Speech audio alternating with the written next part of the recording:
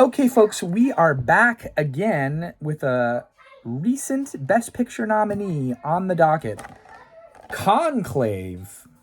This movie came out in 2024 and was nominated for a whole slew of Best Pictures. And it is directed by German director Edward Berger, and it has a 2-hour runtime. This movie made $125 million on a $20 million budget.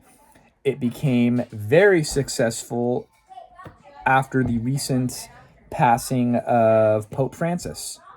And it has drawn a considerable audience. And according to articles that I read, the newly elected Pope Leo, according to his brother, recently watched this movie to kind of understand what was going on. But it was based on a 2016 book of the same name by British author Robert Harris, who is known primarily for his historical fiction. He was also a journalist. The tagline for the novel was "The Power of God and the Ambition of Man." So this movie stars Ralph Fiennes. You'll know him from one of my favorite movies that he was in recently was The Grand Budapest Hotel. Obviously, he was in Schindler's List. Amazing actor all around. And to me, his performance is the standout performance. The back of the box here, it says an impeccably crafted thriller, and this movie is considered a thriller mystery, and it plays out almost like a soap opera where there is just so many ridiculous twists and turns throughout this movie. Co-starring Stanley Tucci, John Lithgow, and Isabella Rossellini.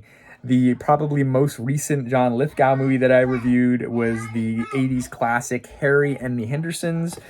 And Isabella Rossellini, and the last year I reviewed Blue Velvet, the David Lynch film. And so now we have Ingrid Bergman's daughter, Isabella Rossellini, playing a nun in this movie, Conclave.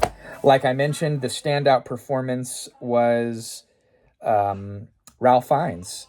And this movie challenges the faith. If you're Catholic, you might find this movie offensive if you take it seriously. But again, it's kind of comical in the amount of twists and turns that this movie takes.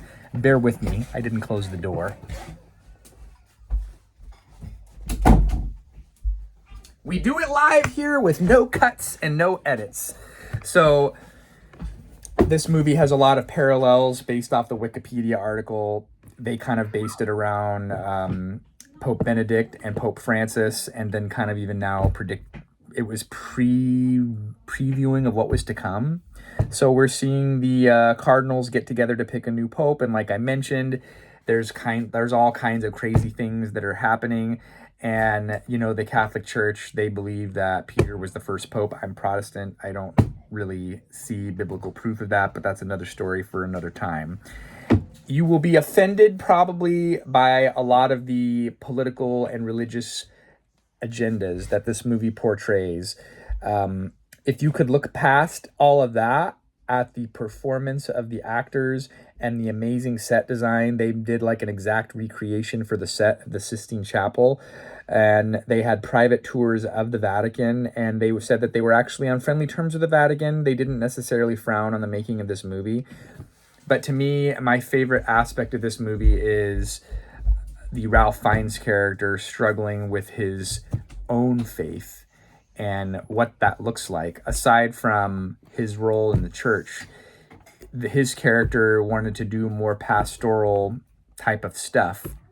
And he was ready to leave the Vatican, but he did not have the approval of the Pope. And the Pope that had passed away had cast him more as a managerial person.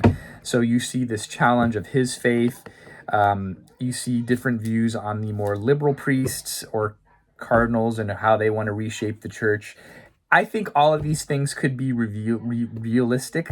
I'm not too big into the Catholic doctrines and the hierarchy, but perhaps it's a look at the fact that these are just men, right?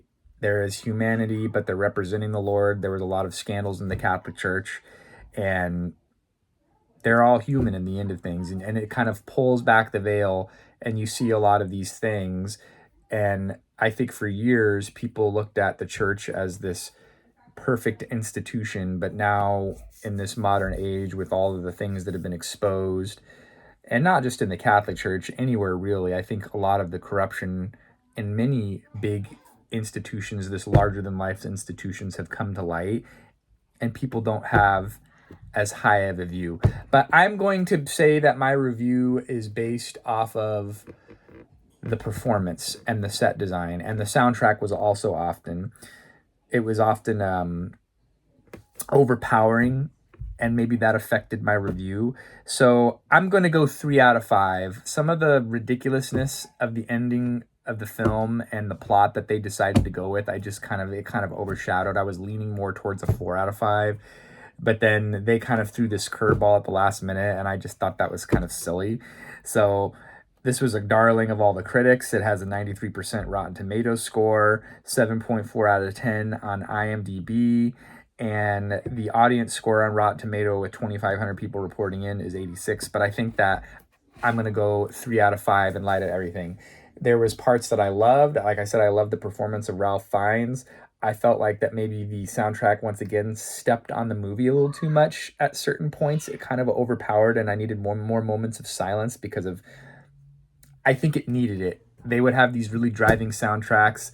They wanted to bring in all these different agendas and push it, and that kind of turned me off. But maybe that's reality. Who am I? I'm just a guy on YouTube. If I'm wrong and you want to rip me apart in the comment section, I thought the ensemble cast was great, but I thought it was just kind of a little too, there was too much going on, and I thought that was kind of a detractor. So that's my review. Check it out. I had to wait 2 weeks before this finally came up to rent at the library. There was a long list of people that wanted to watch this movie. Side note about the director, Edward Berger, another one of his more recent critically acclaimed movies that I believe is on Netflix and I need to review it, is his remake is All Is Quiet on the Western Front, which I believe that is a early 1930s Best Picture winner. So I will have to check that out.